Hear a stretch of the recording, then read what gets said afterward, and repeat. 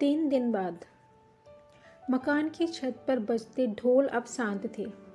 बस रात की खामोशी और समर की बेतहासा दौड़ती धड़कनें बाकी थीं। 3 दिन, पूरे 3 दिन से वो अपने ही घर में एक अजनबी की तरह रस्मों और परंपराओं की बेड़ियों में बंधा अपनी पत्नी अनन्या से दूर था। वजह थी दादी का कड़ा आदेश कि जब तक सत्यनारायण भगवान की कथा और पग फेरी की रस्म पूरी नहीं हो जाती, दूल्हा दुल्हन का एक कमरे में सोना अपशगुन होगा। नीचे दोस्तों का गैंग अलग मजे ले रहा था। क्यों भाई समर, आज तो बैटिंग करने का मौका मिलेगा या फिर से डग आउट में ही बैठना पड़ेगा? करण की इस बात पर सब ठहाके मारकर हंस पड़े। समर ने एक फीकी मुस्कान दी, लेकिन उसके अंदर बेचैनी का ज्वालामुखी फट रहा था। तभी बड़ी बहन मेधा ने एंट्री मारी और सबको डांटकर भगाया। चलो चलो, बहुत हो गई नौटंकी, रात के 12 बज रहे हैं, सोने दो सबको। दोस्तों के जाते ही समर ने बहन का हाथ थाम लिया। उसकी आंखों में अजीब सी गुहार थी।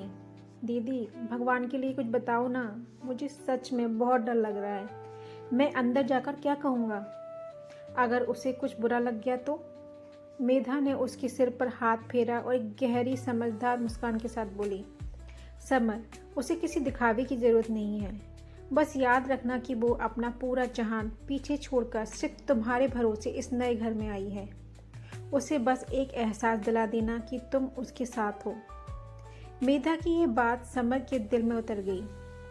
उसने एक गहरी सांस ली और कमरे की तरफ बढ़ा। दरवाजे पर हाथ रखते ही उसकी उंगलियां कांपी। उसने धीरे से कुंडी खोली और अंदर कदम रखा। कमरे में मोगरे की हल्की हल्की खुशबू और मध्यम रोशनी फैली थी। बेड के किनारे लाल बनारसी साड़ी और लंबे घूंघट में अनन्या बैठी थी। समर ने दरवाज़ा बंद किया और कमरे में एक ऐसी खामोशी छा गई जिसमें दोनों के सांसों की आवाज़ें साफ सुनी जा सकती थीं। समर कुछ कदम आगे बढ़ा, फिर रुक गया। मन में याद किए सारे डायलॉग दिमाग से उड़ चुके थे। उसने कुर्सी खींचकर बेड के पास रखी और बैठते हुए बोला, काफ़ी भारी लग रहा होगा ना ये घूंघट और ये सारे गहने? घूंघट के पीछे से कोई जवाब नहीं आया, बस गहनों की हल्की सी छनछनाहट हुई।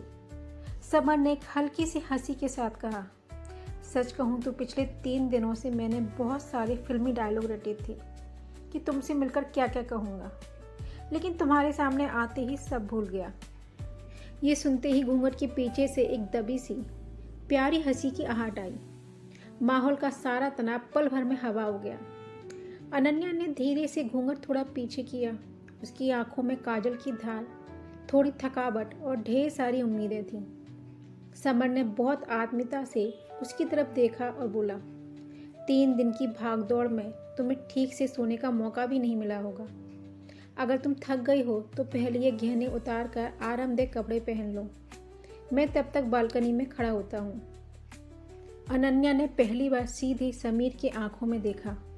वहाँ कोई जल्दबाजी नहीं थी, सिर्फ एक गहरी समझदारी, सम्मान और अपनापन था। अनन्या की मीठी आवाज़ पहली बार कमरे में गूंजी, नहीं, उसकी ज़रूरत नहीं है, बस ये भारी नेकलेस उतर नहीं रहा, अगर आप थोड़ी मदद कर दें तो। समर के चेहरे पर एक राहत भरी मुस्कान आ गई। उसने आगे बढ़कर धीरे से उसके गहनों की हुक खोली। इस एक छोटे से पल ने 3 दिन की दूरियों को मिटा दिया था।